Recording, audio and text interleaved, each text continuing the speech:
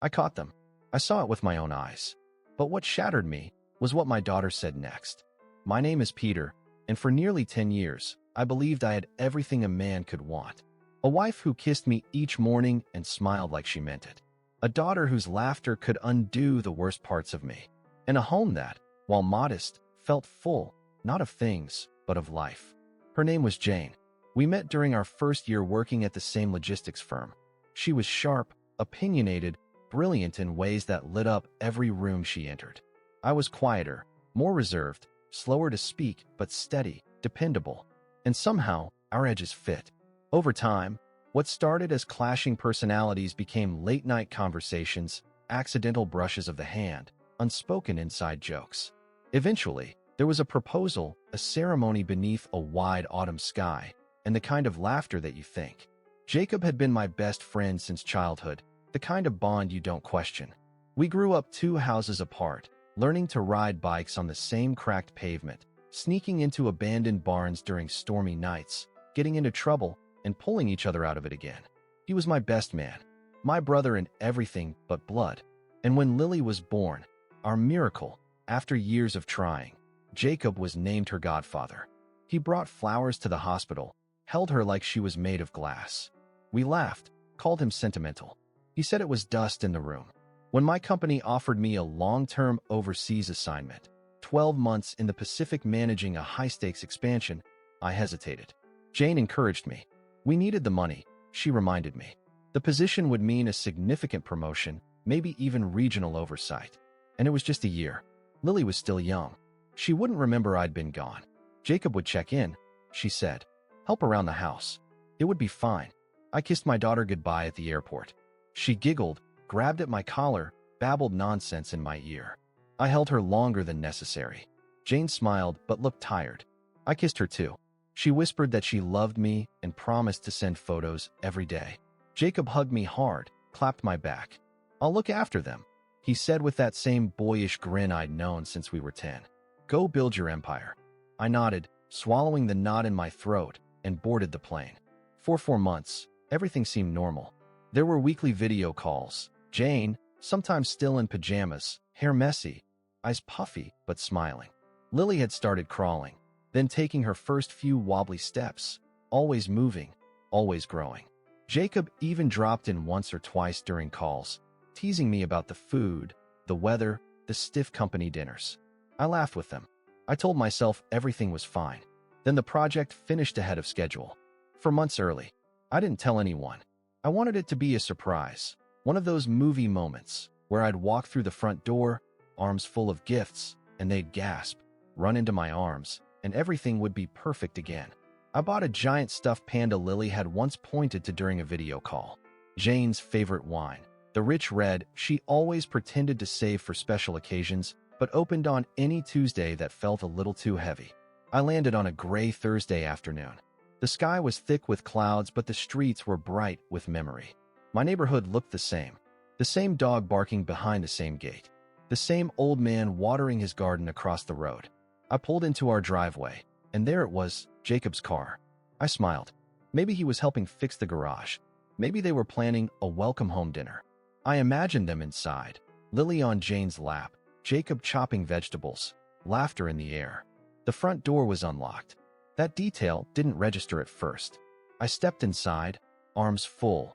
The wine, the panda, my coat slung over one arm. The house smelled like laundry detergent and something faintly floral. Jasmine, maybe. A candle Jane liked. There was a jacket on the floor, Jacob's. Jane's sandals were kicked off near the stairs. I paused in the hallway, suddenly uncertain. Something was off. I heard laughter, Jane's laughter. It came from upstairs, so I took the stairs slowly. Each step felt longer than the last. The bedroom door was half closed. A voice, Jacob's, low and muffled. A rustle of sheets. Another laugh. I pushed the door open. Jacob was sitting on the bed, shirtless. Jane was beside him, wrapped in a blanket, her hair tousled and her cheeks flushed. Time didn't stop. It shattered. They froze. Jacob's eyes met mine first, wide, pale, startled like an animal caught in headlights. Jane's mouth opened slightly. No words, just silence. And then a sound, high and bright and innocent. Daddy. She toddled into view, wearing her little blue pajamas with the clouds on them, arms outstretched. But not to me. To him. To Jacob.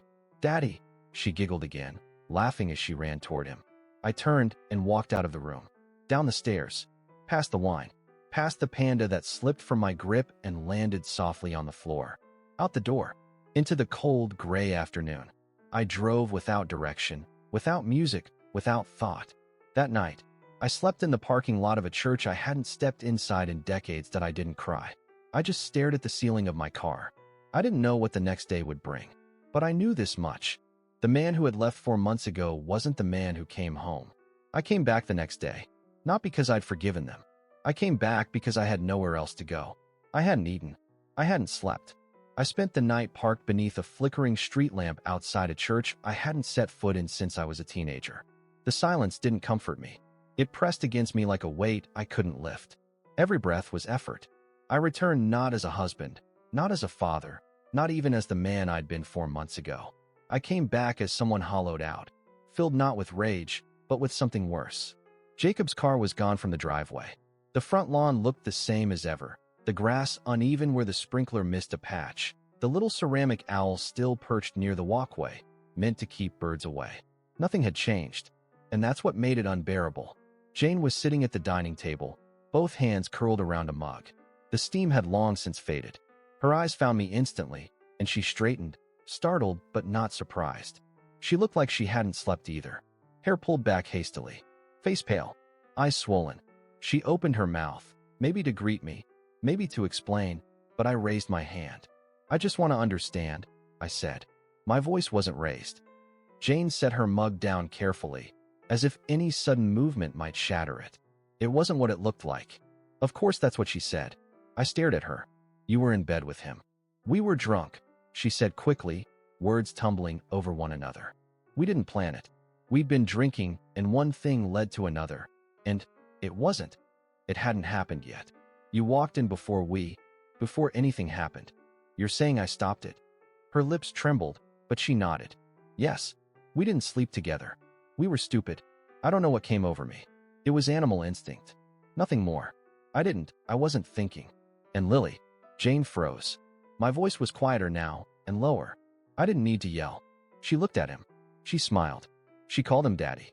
Jane's shoulders caved inward. I didn't need to say what I was thinking. She knew. She must have known for months that the truth would one day surface. That a baby's innocent words would expose the cracks she'd tried to seal with cheap excuses. "So what do we do now?" She blinked, caught off guard.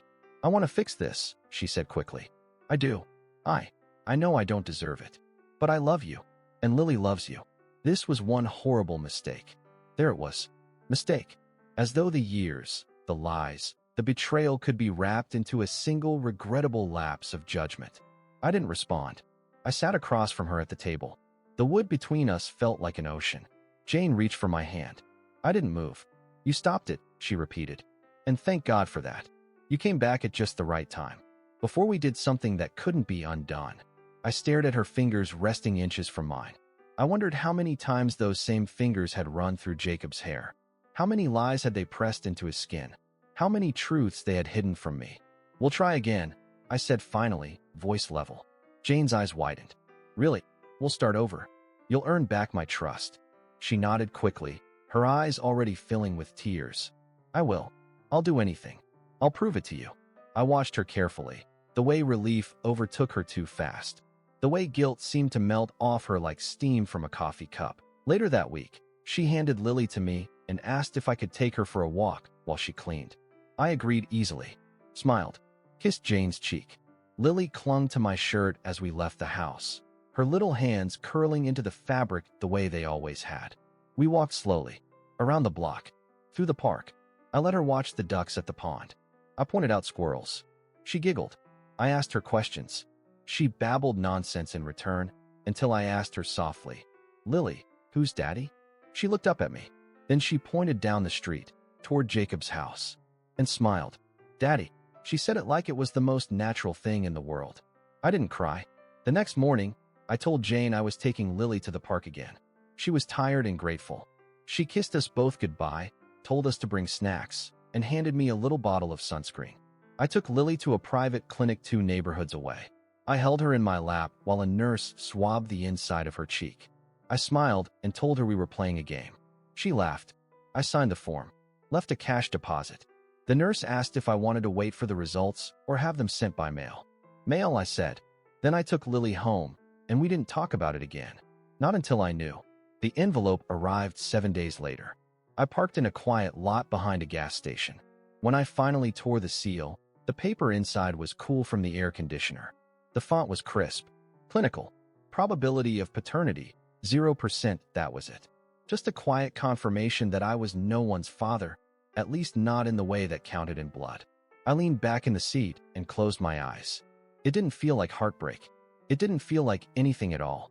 Just a numb, hollow space in my chest where something used to live. The first thing I thought of was the way Lily had fallen asleep on me just 2 nights ago.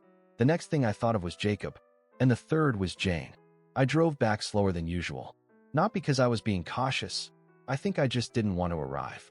When I stepped into the house, Jane was in the living room, folding laundry.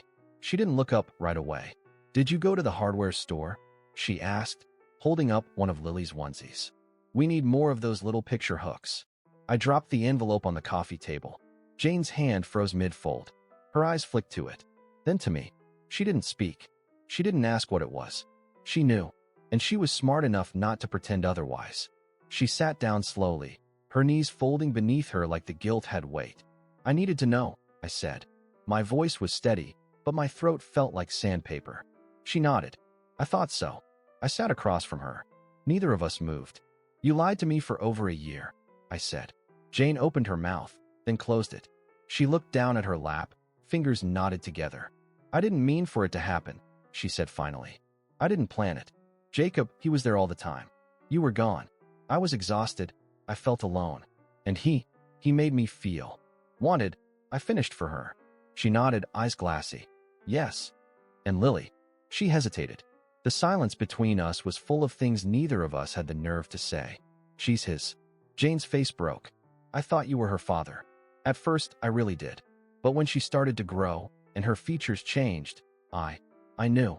But you were already so in love with her. I couldn't take that from you. So you let me live a lie. I didn't want to hurt you. But you did," I said, over and over again. I was scared. "So you chose comfort over honesty." "I chose what I thought would protect our family." I stood up. I couldn't listen to one more excuse.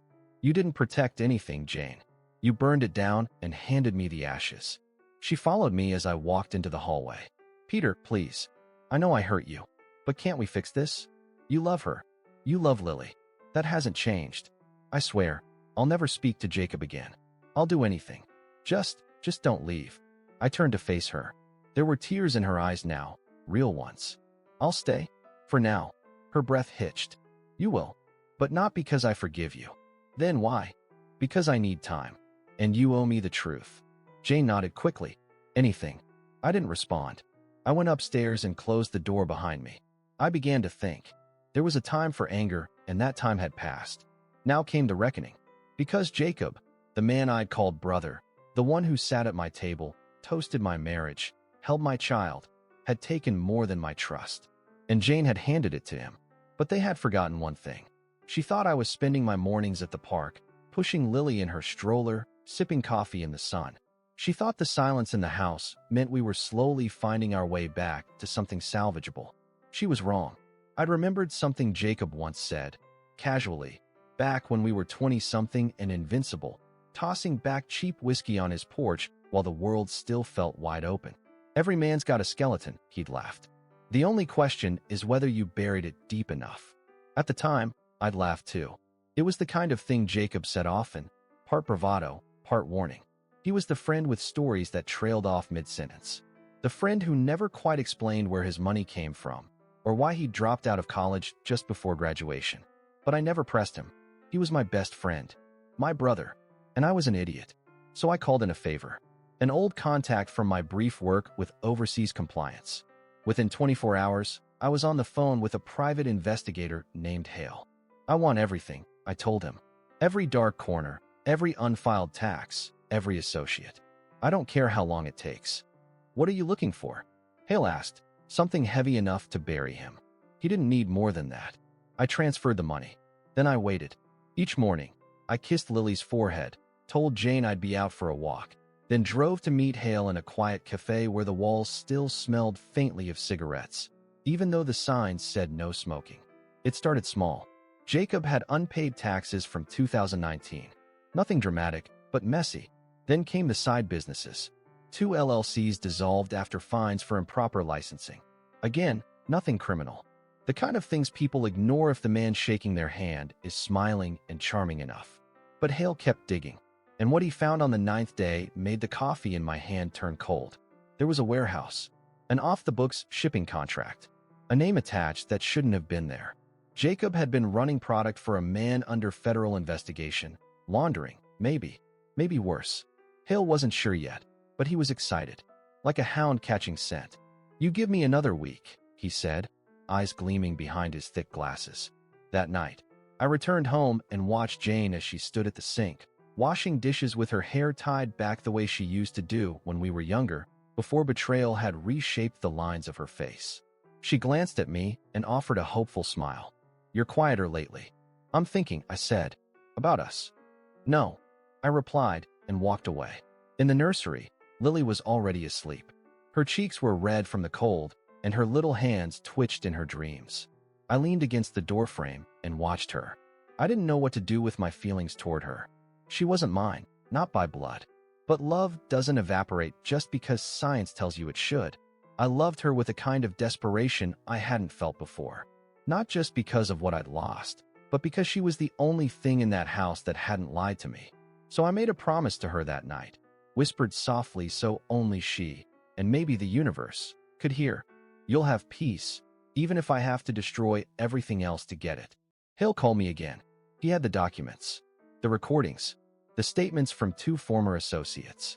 And the cherry on top, a shipment registered under a fake name that tied Jacob directly to the warehouse. "What do you want me to do with it?" Hale asked. "Send it all. I'll deliver it myself." He paused. "You're sure?" "Yes." I wasn't going to leak it anonymously.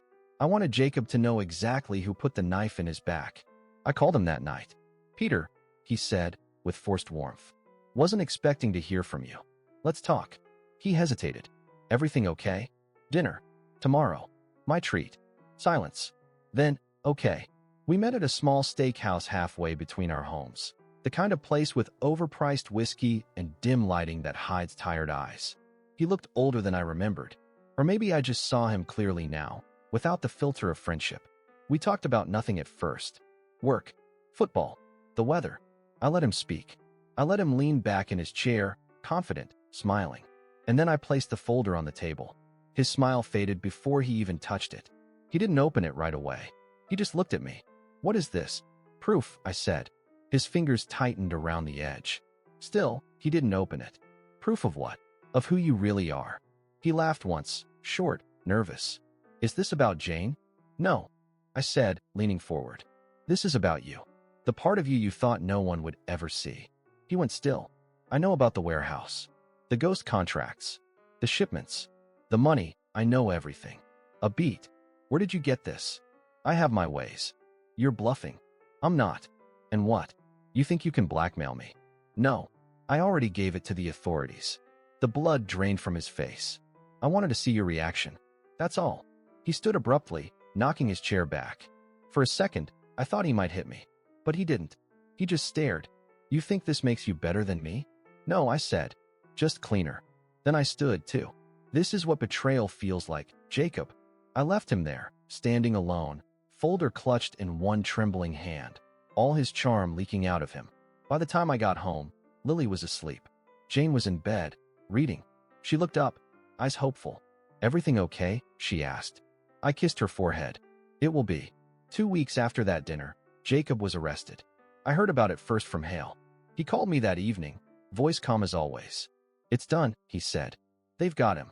Transported straight to county. No bail, given the connections to organized laundering. You did well." I thanked him and sat alone in the living room, staring at the television without seeing it. Jane was upstairs bathing Lily, her voice floating through the ceiling in soft, silly melodies. I listened to her sing as I thought about the man who used to sit on that couch, drink beer with me, tell stories about the ones that got away. The man who used to say he'd take a bullet for me. Now he'd be counting his days in concrete and wire. I waited until Jane came downstairs, her hair damp, a towel slung over her shoulder. She looked brighter than she had in weeks. She walked over and leaned against the couch behind me. "Want tea?" she asked. "Sure," I said. She disappeared into the kitchen. While she was gone, I picked up my phone and opened the news app. There it was, halfway down the local crime feed. Prominent logistics consultant arrested on federal charges. They didn't name Jacob directly, but the photo left no doubt.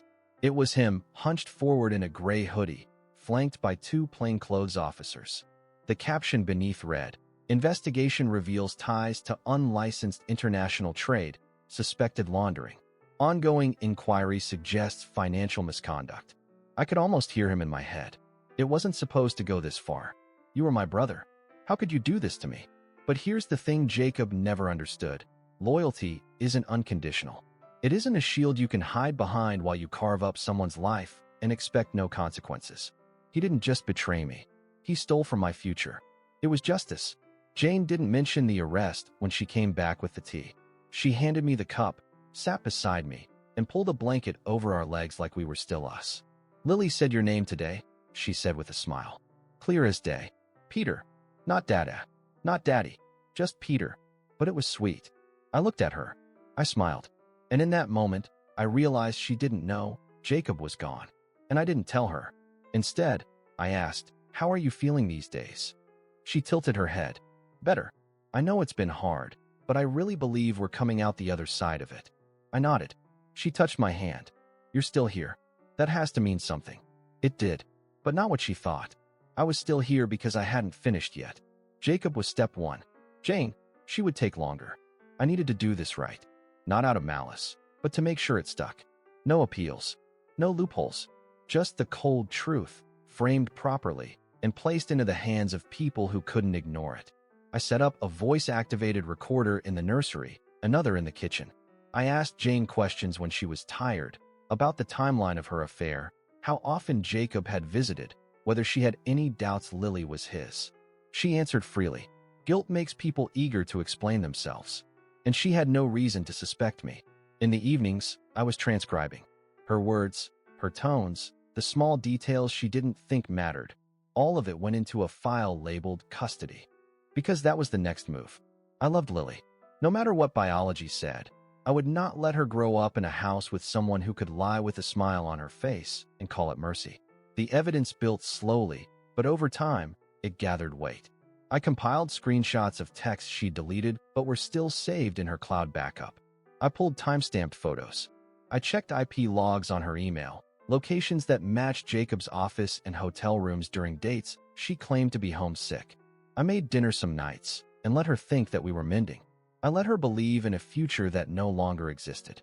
And when she leaned in one night, whispered, "I think I'm falling in love with you again," I kissed her gently.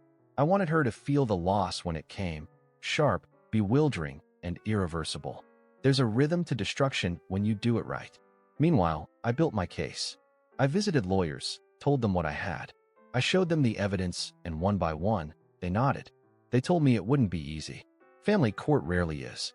Mothers are favored. Judges hesitate to strip parental rights. But when neglect is proven, when a pattern of deception endangers the emotional welfare of a child, things shift. So we began drafting the plan. My lawyers didn't want to come out swinging right away. That would only make Jane defensive. So I waited. She was still in touch with Jacob's lawyer. I saw the calls, the emails. Not because she wanted to defend him, but because she feared what his case might reveal about her. She worried about being named in the investigation. She admitted it once, after too many glasses of wine one evening. "I didn't know about the money," she'd said, eyes unfocused. "God, if I had known. I never would have let him near Lily. Do you think they'll come after me?" I didn't answer. She continued, half to herself. "It was just supposed to be fun. Just something to feel good again." That was the clip I saved. She didn't know I had recorded it. Just like she didn't know I was preparing documents for court, notarized, time-stamped, and delivered by courier to my attorney's office. She also didn't know that I had already visited a child psychologist, not for Lily, but for myself, to discuss the impact of prolonged deception on a non-biological parent and the child's attachment patterns. The doctor had written a report. It supported my claim that removing me from Lily's life would be emotionally harmful, and that Jane's behavior posed a long-term risk of instability. It wasn't just revenge anymore. It was a calculated move to protect what mattered. I didn't want Jane in prison. I didn't want her punished with bars and uniforms. I wanted something simpler and far more permanent. I wanted her gone from Lily's life. Not immediately, not in a way that would traumatize Lily, but slowly. The hardest part was pretending. Every day, I kissed Jane goodbye on her way to work. I took Lily to the park. I made notes. I watched Jane try to rebuild a life that was already condemned. Sometimes, I almost felt sorry for her. She smiled more lately. She was planning a trip. She suggested we renew our vows next spring. Something small, she said. Just us and Lily. Maybe somewhere warm. She asked if I still had the first ring I gave her. I told her I did. It was in a drawer, under a pile of printed emails that would make her hands shake if she ever found them. The day I filed the official custody petition, she was in the backyard with Lily, blowing bubbles under the afternoon sun. I watched them from the window. Lily's laughter carried through the glass like a memory I hadn't lived in years. Jane didn't see the courier arrive. She didn't hear me sign the documents behind the closed office door. And when she came inside hours later, wiping her hands on a dish towel and humming to herself, I met her at the kitchen table and handed her the envelope. She took it, confused, opened it. Read. And then the color drained from her face. You're filing for custody? Yes. Full custody? Yes. Her mouth opened, but no words came. She sat down. The towel slipped from her fingers. I don't understand, she whispered. We were getting better. You said we were healing. No, I said. You believed we were. I let you believe that. She shook her head. Peter, this is insane. I'm her mother. You're a woman who lied. For years. About everything. You brought Jacob into this house. You let him raise her while I was gone. You covered up his mess. And now you're afraid he'll take you down with him. Tears welled in her eyes. You can't take her from me. I'm not, I said. I'm giving her the life you almost ruined. She stood, trembling. You won't win. I already did. Then I turned and walked away. And now it had arrived. Courtrooms don't look like they do in movies. Jacob walked into that courtroom with a shaved face, clean suit, and an expression that tried too hard to look calm. He saw me from across the aisle. Didn't nod. Jane wasn't in the room yet. I sat on the right, behind the prosecutor. My lawyer sat beside me, tapping a pen quietly against her folder. I'll be honest, she said softly. This will go one of two ways. Either he folds early, or this gets ugly. I'm fine either way, I replied. When Jane arrived, she looked lost. She sat on the opposite end of the room, hands clenched. The hearing began. Federal charges were read aloud. Money laundering, wire fraud, conspiracy to commit financial misconduct, suspicion of international facilitation of unregistered trade through shell companies. Jacob pleaded not guilty, but the evidence my investigator handed over and what the FBI uncovered from there. Paper trails, false invoices, shipping manifests that didn't match the customs data, emails under burner accounts traced back to his IP, audio of a conversation he'd had with an associate bragging about how idiots sign things all the time when you put it under a family LLC. That idiot had been Jane. She hadn't known what she was signing when she co-signed the storage rental. She thought it was for furniture. She admitted this under oath, voice breaking, the document projected behind her on the screen for the judge and jury to see. They didn't care that she didn't read it. The judge asked her directly, "Did you sign the lease?" She nodded. "Were you aware of the nature of the contents stored?" "No." "Did you make any effort to verify that?" "No." That was all it took. Her name was now tethered to a felony case, even if by accident. It wouldn't mean prison, but it would stain her, professionally, personally, legally. I watched her eyes dart toward me, not for comfort, but for a lifeline she'd long since burned. I gave her nothing. And Jacob, he was on his own now. When the prosecution showed the bank transfers, his face finally dropped. When they played the recordings, his shoulders sagged. It was his voice, clear as day. "Don't worry. It's in Jane's name. If they ask, she'll just say she thought it was a storage unit for old furniture. She's not stupid. She just trusts too easily. It's not a crime to be naive." Jane's hand flew to her mouth. That was the moment it all shifted. She turned, slowly, and looked at me across the courtroom. And then, Jacob stood. "I'm prepared to make a deal." "Plea deal accepted." He'd spend years behind bars, maybe not decades, but long enough for Lily to forget his face entirely. Outside the courthouse, Jane tried to catch up with me. "Peter, wait." I didn't stop walking. She grabbed my sleeve. "I didn't know he would do that." "I didn't know." I turned to face her. "Don't," I said. "Don't insult both of us." Tears welled up again. "You've been planning this the whole time." "Yes." "You used me." "No," I replied. "I trusted you. Then you broke it. After that, I made choices."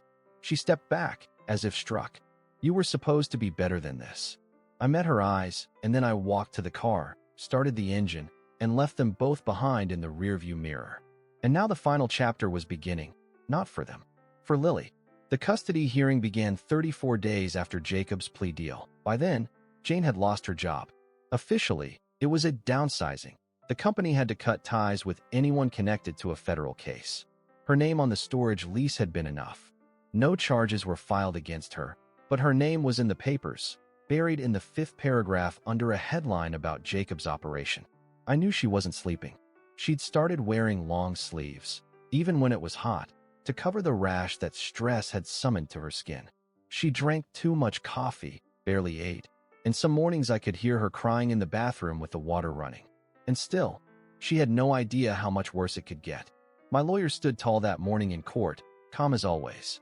"Your Honor," she began, "we are not claiming that Ms. Hart is abusive. What we are arguing is that she has repeatedly and knowingly endangered the emotional development of the child, concealed the truth of her parentage, and exposed her to a deeply unstable environment." Jane flinched. Across from me, she looked thinner than before. Her skin was pale, her lips pressed tight. She wanted to be angry. I could see it bubbling underneath. We showed the judge everything: the DNA test, the recordings, the financial documents, the custody psychologist's report. Every piece of paper was laid out like stones on a path. "Your Honor," Jane's lawyer countered, "my client was not aware of Jacob's criminal behavior.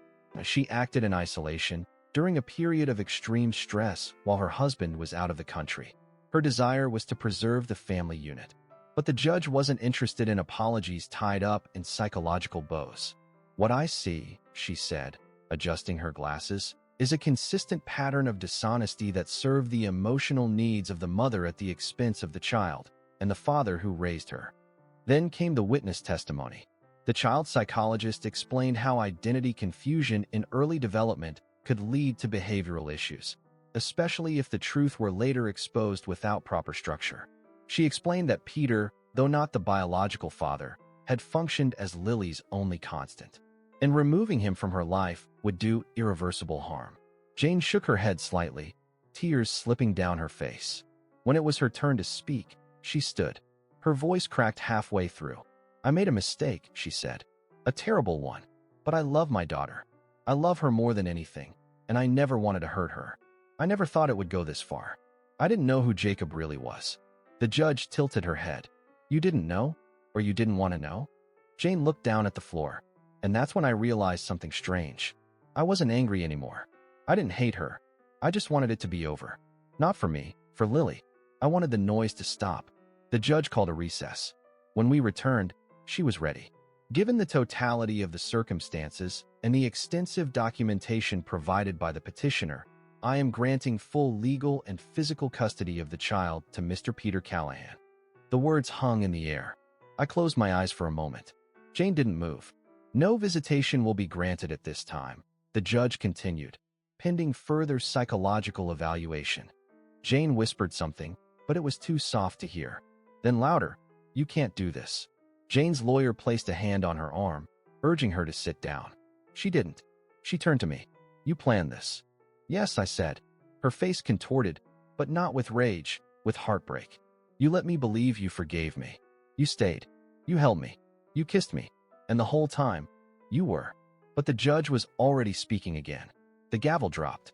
And with that sound, Jane's role in Lily's life was no longer legally hers.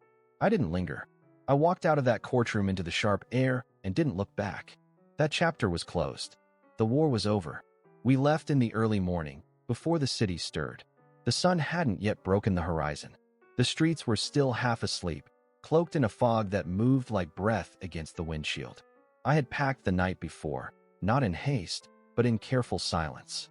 Every item chosen, every toy wrapped, every memory folded neatly into a box and placed in the trunk of the car. Lily slept in the back seat, her small form curled in her car seat like a comma in a sentence not yet finished. She didn't know this was goodbye.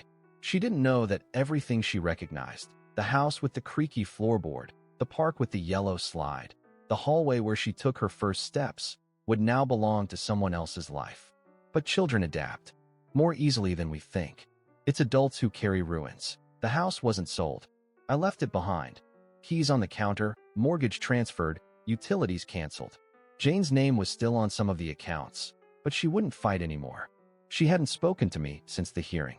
Her lawyer sent one last email, requesting reconsideration for supervised visitation.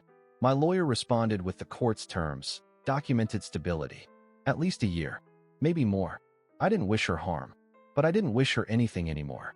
She was a closed door. I drove south for hours, Lily waking sometime after sunrise, blinking at the light with soft confusion. "Where we going, Daddy?" she asked. That word still landed heavy in my chest. But this time, it felt real. "Home," I told her.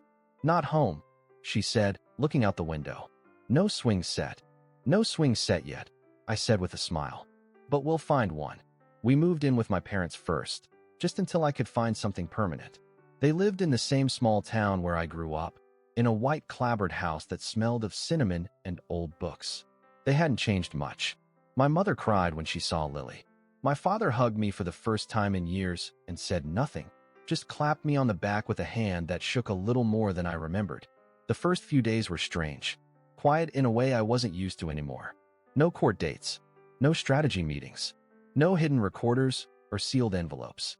Just slow mornings, warm breakfasts, and the sound of my daughter laughing in the backyard with a toy watering can and a dog that wasn't ours but acted like it was. Some nights I lay awake, not because of fear, but because of peace. Peace is a hard thing to trust when you haven't had it in years. You wait for it to vanish, for the next blow, for the knock on the door, but none came.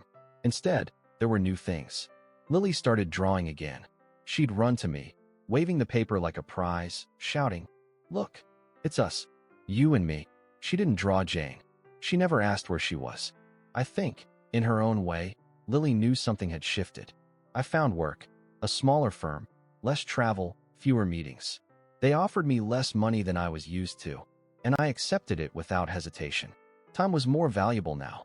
I left early, came home early. I made dinner. I helped Lily brush her teeth. I read her stories at night. At first, she wouldn't fall asleep unless I stayed in the room. Months passed. The seasons changed. The court sent a letter in spring. Jane had completed a therapy program, was petitioning for visitation again. My lawyer asked what I wanted to do. "Let it wait," I said. She hadn't earned it, and Lily didn't need the chaos again. What she needed was stability. I bought a small house down the road from my parents. One story, big yard, room for a garden. The porch creaked when you stepped on it, just like the one I remembered from childhood. Lily helped me paint the mailbox. We picked daffodils from the field behind the house. She called it our little kingdom. And in a way, it was. Not the life I thought I'd have, but the one I chose. The one I fought for. The one I rebuilt with quiet hands after everything else was dust. Thank you for listening to this story. And remember, not all families are built on blood. Stay safe, stay kind, and take care of the ones who truly stay.